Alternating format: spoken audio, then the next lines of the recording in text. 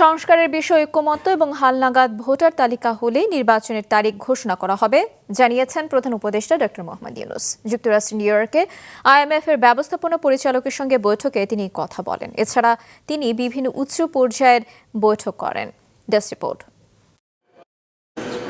জাতিসংঘ সাধারণ অধিবেশনে যোগ দিতে গিয়ে যুক্তরাষ্ট্রের নিউ ইয়র্কে ব্যস্ত সময় পার করছেন প্রধান উপদেষ্টা ডক্টর মোহাম্মদ ইউনূস।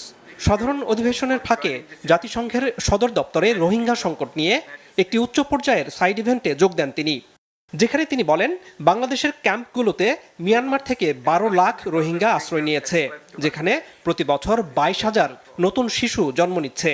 তাছাড়া গত 2 মাসে আরও 20,000 নতুন রোহিঙ্গা এসেছে।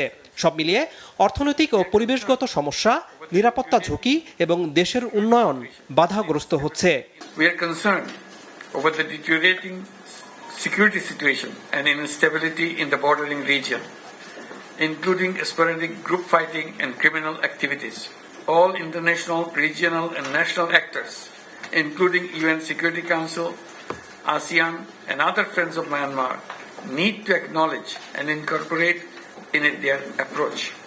এমন বাস্তবতায় রোহিঙ্গা সংকট নিরসনে আন্তর্জাতিক সম্মেলনের আয়োজন করা সহ 3টি প্রস্তাব দেন প্রধান উপদেষ্টা। In view of the deteriorating human security, I would like to propose the following. UN Secretary General may convene an all stakeholders conference on the Rohingya crisis as soon as possible.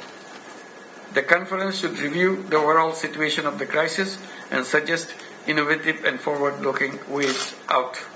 অনুষ্ঠানে রোহিঙ্গা ইস্যুতে বাংলাদেশকে আসিয়ানের সাথে কাজ করার বিষয়ে পরামর্শ দেন যুক্তরাষ্ট্রের গণতন্ত্র ও মানবাধিকার বিষয়ক আন্ডার সেক্রেটারি আজরা জায়া।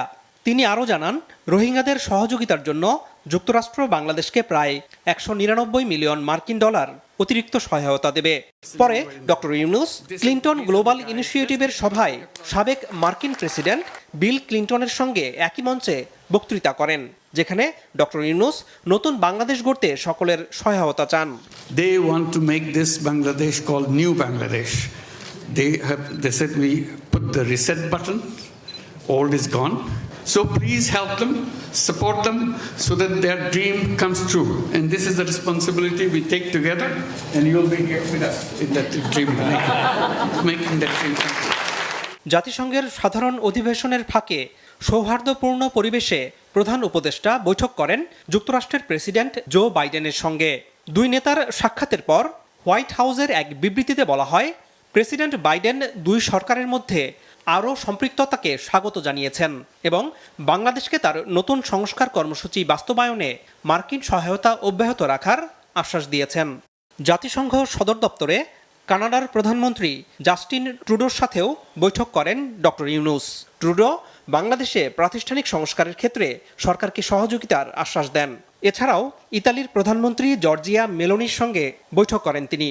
এদিকে আন্তর্জাতিক মুদ্রা তহবিলের ব্যবস্থাপনা পরিচালক ক্রিস্টালিনা জর্জিয়াভার সঙ্গেও বৈঠকে প্রধান উপদেষ্টা বলেন, সংস্কারের জন্য গঠিত কমিশনগুলোর সুপারিশ নিয়ে রাজনৈতিক দলগুলোর সঙ্গে আলোচনা করবে সরকার, আর সংস্কারের বিষয়ে ঐক্যমতে পৌঁছানো এবং ভোটার তালিকা হালনাগাদের পর নির্বাচনের তারিখ ঘোষণা করা হবে। প্রধান উপদেষ্টা meet the friends of Bangladesh শিরোনামে উচ্চ পর্যায়ের সাইড ইভেন্টেও যোগ দেন। এদিকে তরুণদের স্বপ্নের নতুন বাংলাদেশ গড়তে বিদেশি বন্ধুদের সহযোগিতা চেয়েছেন প্রধান উপদেষ্টা। জাতিসংঘে বাংলাদেশের সদস্যপদ প্রাপ্তির 50 বছর পূর্তি উপলক্ষে আয়োজিত এক সংবর্ধনা অনুষ্ঠানে কথা বলেন তিনি। আনোয়ার হোসেন, মাছরাঙা সংবাদ, ঢাকা।